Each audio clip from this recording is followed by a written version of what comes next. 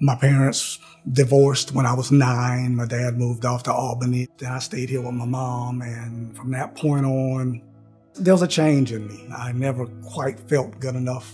I never saw what I was doing right. I always saw what I didn't do or what I did wrong, and that just led into that depressed state, and I stayed there for a long time. I'm literally on vacation for Labor Day, 1994, come back to the base, and my NCOIC says, you got to go home. Your mom's sick, you go home, and they're like, oh, she has 3 months to live. There were times when my mom, with what she had, excuse me,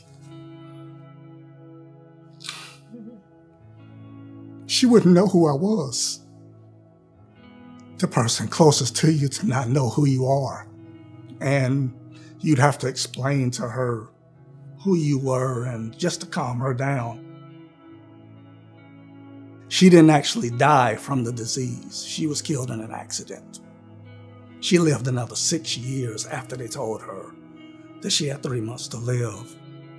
What was so hard was that I didn't get closure.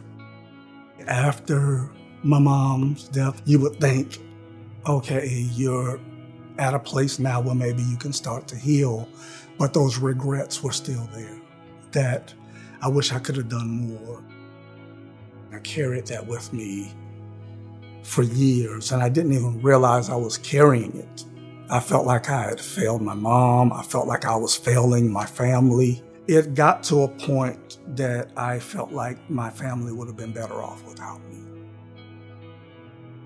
I'm a person that want to fix everything, and when you see your husband going through this and not being able to help, that was very hard for me. That's when you have to learn how to trust. When I'm going through something that I have no control over, that's when I know at that time I have to trust God, because there's nothing else I can do. I knew she knew something was going on, but she, like I said, she would always ask me, no, nothing, I'm good, I'm good, I'm good. But finally being able to say, no, I'm not good. I'm going through some things right now. It was such a big weight off of my shoulders. He forgot that he was an awesome man of God, you know, and like he just forgot that, you know, he was important to God. And I had to speak into him who he was and remind him of who he was.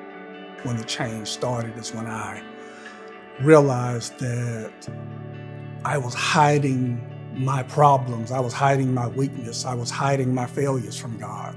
When I realized I was running from his love and from his mercy, and I was identifying with my failures and not with who I was in God. I know what joy is now. I've learned that God doesn't love me because I'm good. He loves me because he's good. And that carries me through, because it's still a daily struggle, but that carries me through the struggle. That's the biggest burden with depression, is sometimes you feel like you're alone, and knowing that you're not. You're never alone. Jesus said he'd never leave you or would he forsake you. To be around a group of people where you know you can be broken and they still love you and they still see the God in you is huge. I mean, one of the worst things you can do, I know now, is to try to hold on to stuff and go through stuff on your own. I think during the dark times, you really learn about his love, how I don't have to hide my failures and my shortcomings from him. It's just that those are the times, honestly, I feel closest to him, because those are the times that he seems to wrap his arms around you.